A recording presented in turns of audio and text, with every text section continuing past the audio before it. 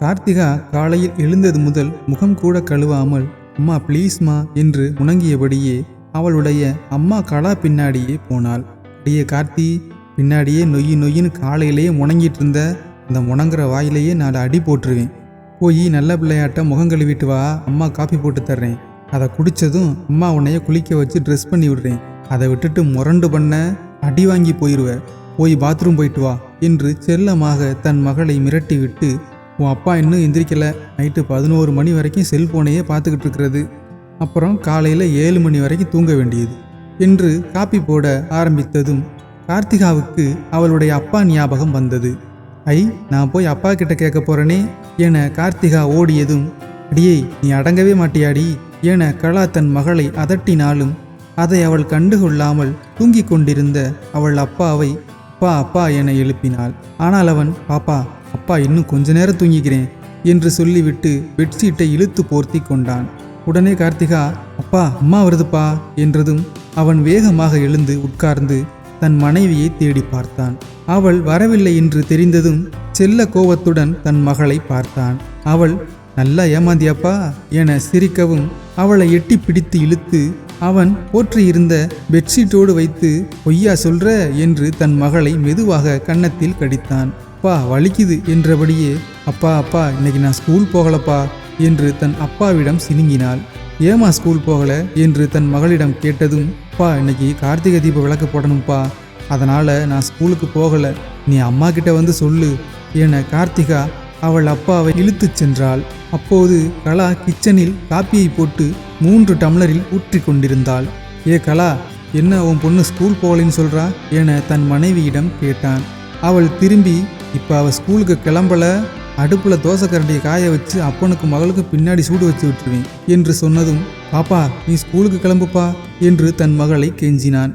உடனே கார்த்திகா தன் அப்பாவை பார்த்து, ஏப்பா நீ அம்மாவை பார்த்து பயப்படுற, தைரியமா பேசுப்பா, நீ ஏப்பா அந்த அம்மாவை கல்யாணம் பண்ண, நல்ல அம்மாவை பார்த்து கல்யாணம் பண்ணியிருக்கலாம்ல என்று சொல்லவும், அடியே வாயாடி, என்னடி விட்டா நீயே வீட்டை விட்டு துரத்தி விட்டுருவ போல, உன் அப்பன் கல்யாணத்தப்போ என் தங்கச்சியை தான் பார்த்துக்கிட்டு இருந்தான், அதுக்கேற்ற மாதிரி நீயும் பேசுவியா, போடி போய் குழி என்று தன் மகளை அதட்டி விட்டு, என்ன உங்களுக்கு வேற தனியா சொல்லணுமா என தன் புருஷனையும் முறைத்தாள்.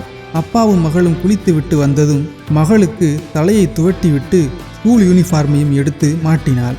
கார்த்திகா வேணா வேணா என்று முணங்க அவள் தொடையில் லேசாக கிள்ளி, வாய மூடுடி என்று அதட்டிவிட்டு கணவனுக்கும் மகளுக்கும் இட்லியை தட்டில் வைத்து சாப்பிட கொடுத்தாள்.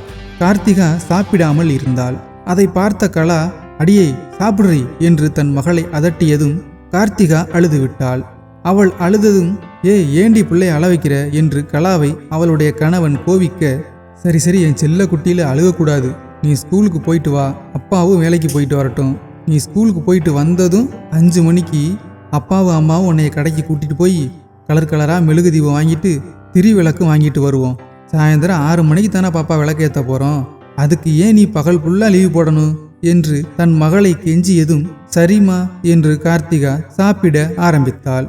சாப்பிட்டு முடிந்ததும் கார்த்திகா ஸ்கூல் பேக்கை மாட்டிக்கொண்டு, அம்மா நான் ஸ்கூலுக்கு போயிட்டு வந்ததும் என்னை கடைக்கு கூட்டிட்டு போகணும் சரியா என அம்மாவிடம் சொல்லிவிட்டு தன் அப்பாவுடன் ஸ்கூலுக்கு கிளம்பினாள். மாலை 4 மணி ஆனதும் அவள் அம்மா கூப்பிட வரும் முன்னே கார்த்திகா அவள் தோழியுடன் வீட்டிற்கு ஓடி வந்து விட்டாள். தன் மகள் வீட்டிற்கு வந்ததும், அடியை அம்மா வந்து கூட்டிட்டு வர்றதுக்குள்ள நீ ஏண்டி வந்த என்று கேட்டதும், அம்மா வாமா கடைக்கு போவோம் என அவள் அம்மாவை கூப்பிட்டாள். இருடி அப்பா வந்துடட்டும் என அவள் அம்மா சொன்னாலும், போமா அப்பா எப்போ வர போறாரு என்று சினுங்கினாள். இருடி என் செல்லம்ல இருந்தா இப்ப அப்பா வந்துருவாரு என்று அவள் அம்மா சொன்னதும் அமைதியாக உட்கார்ந்து டிவியை பார்த்தாள். அந்த நேரம் பக்கத்து வீட்டில் இருந்த அவள் தோழி, கார்த்திகா நானும் எங்க அம்மாவும் போய் கார்த்திகை விளக்கெல்லாம் வாங்கிட்டு வந்துட்டோமே என்று சொன்னதும் அவள் வீட்டிற்கு சென்று பார்த்து விட்டு வந்து, அம்மா பாரு அவ அம்மா கூட போய் எல்லாமே வாங்கிட்டு வந்துட்டா என மறுபடியும் சினுங்கினாள். அப்போது வாசலில் கார்த்திகாவின் அப்பா பைக் சத்தம் கேட்டது. அம்மா அப்பா வந்துட்டாரு என்று தன் அம்மாவிடம் சொன்னாள். கலாவின் கணவன் வீட்டிற்கு வந்ததும், ஏங்க இவளை பாருங்க ரொம்ப அடம் பிடிக்கிறா என சொன்னதும் கார்த்திகாவை அள்ளி தூக்கி கொஞ்சி, என் செல்லக்குட்டி சரி வாங்க கடைக்கு போவோம் என 3 பேரும் கடைக்கு கிளம்பினார்கள். ஒவ்வொரு கடையாக ஏறி இறங்கி சந்தோஷமாக கலர் மெழுகு விளக்குகளை வாங்கி வீட்டுக்கு வந்து சேர்ந்தார்கள். கார்த்திகா வாங்கியதை தன் தோழியிடம் சென்று காட்டி வந்தாள். மாலை 6 மணி ஆனதும் பட்டுப்பாவாடையை கட்டி கார்த்திகா விளக்கேற்ற ஆரம்பித்தாள். வீடு முழுவதும் விளக்கேற்றி முடிந்ததும் மாடிப்படியில் வைக்கலாம் என 2 விளக்குகளை கையில் எடுத்துக்கொண்டு படியில் ஏறினாள் கார்த்திகா. அப்போது அவள் அணிந்திருந்த பட்டுப்பாவாடை அவள் காலில் சிக்கி படியில் இருந்து உருண்டு விழுந்து அம்மா என கத்தியபடியே எழுந்து பார்த்தாள். கார்த்திகாவுக்கு எந்த அடியும் படவில்லை. அவளுடைய அப்பாவும் அம்மாவும் அருகில் இல்லை. அவள் ஏற்றி வைத்த விளக்குகளும் இல்லை. அவளுடைய வீடும் இல்லை. அவள் அணிந்திருந்த பட்டாடைகளும் இல்லை. அவளுக்கு இதுவரை நடந்தவையெல்லாம் புரிந்தவுடன் கண்ணீர் மட்டுமே வந்தது. கண்ணை நன்றாக முழித்து பார்த்தாள். அவளின் இரு பக்கமும் 100க்கும் மேற்பட்ட குழந்தைகள் படுத்திருந்தனர். அவள் பக்கத்தில் படுத்திருந்த அவள் தோழி, என்ன புள்ள அம்மானு கத்திட்டு எந்திரிச்ச?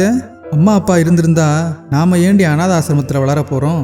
என்ன கனவா என அவள் கேட்டதும், கனவு தாண்டி. அந்த கனவுல எனக்கும் உனக்கும் அப்பா அம்மா இருந்தாங்க. என் அப்பாவும் அம்மாவும் என்னை பாசமா பார்த்துக்கிட்டாங்க. எவ்வளவு சந்தோஷமா இருந்தேன் தெரியுமா? என் அப்பா என்னை குளிக்க வச்சாரு என கண்ணீர் விட்டு அழுதாள். உடனே அவள் தோழி, கார்த்திகா எனக்கும் அப்பா அம்மா இருந்தாங்களாடி கனவுல என அவள் தோழி கேட்டதும், ஆமாடி, உன்னையும் உங்க அப்பா அம்மா பாசமா தான் பார்த்துக்கிட்டாங்க என்று கார்த்திகா சொல்லவும், நமக்கு கனவுல மட்டும்தாண்டி அப்பா அம்மா இருப்பாங்க. சரி வா, தூக்கம் வருது என்று இருவரும் தூங்க ஆரம்பித்தார்கள். ஆனால் கார்த்திகாவுக்கு தான் கண்ட கனவு நிஜமாக இருக்கக்கூடாதா என வருத்தப்பட்டாள். தாய் தந்தை இல்லாத பிஞ்சுகளின் மனதிற்கு அவர்கள் காணும் கனவுகளே மன நிம்மதியாக இருக்கும். இந்த கதை உங்களுக்கு பிடித்திருந்தால் தயவு செய்து சப்ஸ்கிரைப் பண்ணுங்க, சப்போர்ட் பண்ணுங்க. நன்றி.